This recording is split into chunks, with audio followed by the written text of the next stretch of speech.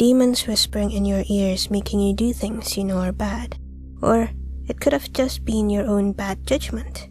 Anyways, every one of the demons are technically just devils, but here are 5 specifically named demons you could blame for specific things because it's not really your fault, right? Number 5. Astaroth for being lazy. Ever felt lazy and wanted to just procrastinate? You know you need to do work or exercise or even just do your chores, but you just can't seem to find the motivation to do it. All you do is eat whatever you can get, like pizza or some other delivery, and binge watch YouTube or a new TV series on Netflix the whole day.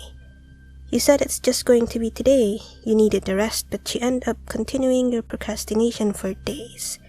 Well, blame it on the demon called Astaroth, especially in August, as that's when it said Astaroth is the strongest.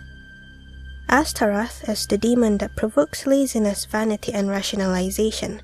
Astaroth is usually depicted like this: always naked and wears a crown, has wings, and is always holding a serpent.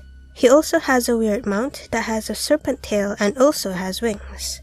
Other than provoking laziness, vanity, and rationalization, he can also give mortals the power over serpents, that is, if he feels like it. Number 4. Sitri for going around naked. Sitri is like a Cupid gone bad.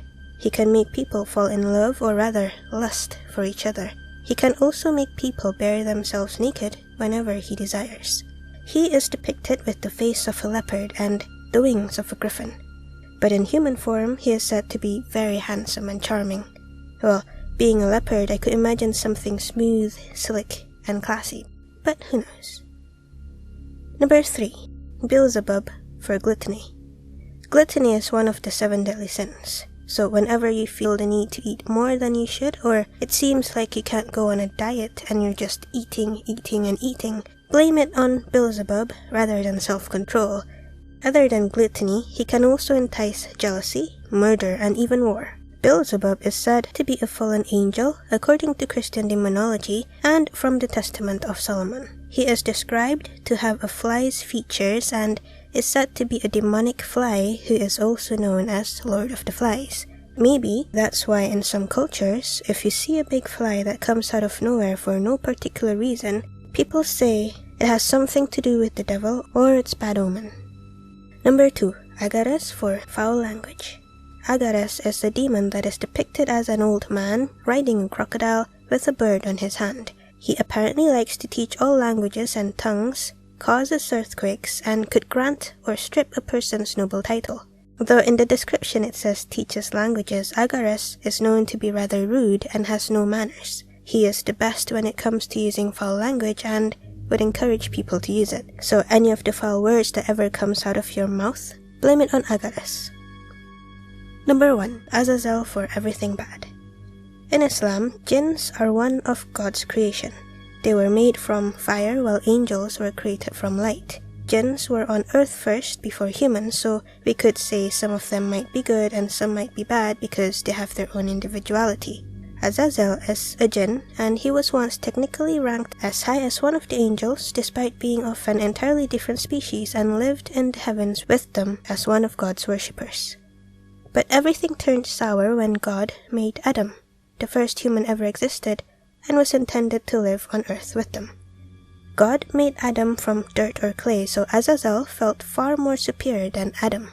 When God asked the angels and Azazel to bow before Adam, the angels, though confused, still obeyed, but Azazel refused through and through, asking, why should he? God was like, why shouldn't you? All of you are my creation. None of you are technically higher than the other. This is my order. Are you disobeying me? And apparently the answer was yes. And thus, God banished him to hell, but Azazel said to give him time. Time until doomsday, he said. Let him be on earth for the time being and prove to God that humans are worthless.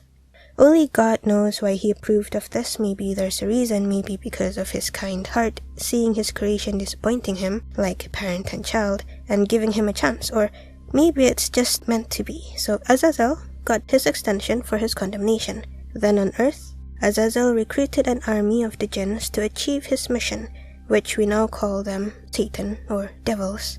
and their mission is to tempt humans into committing sins.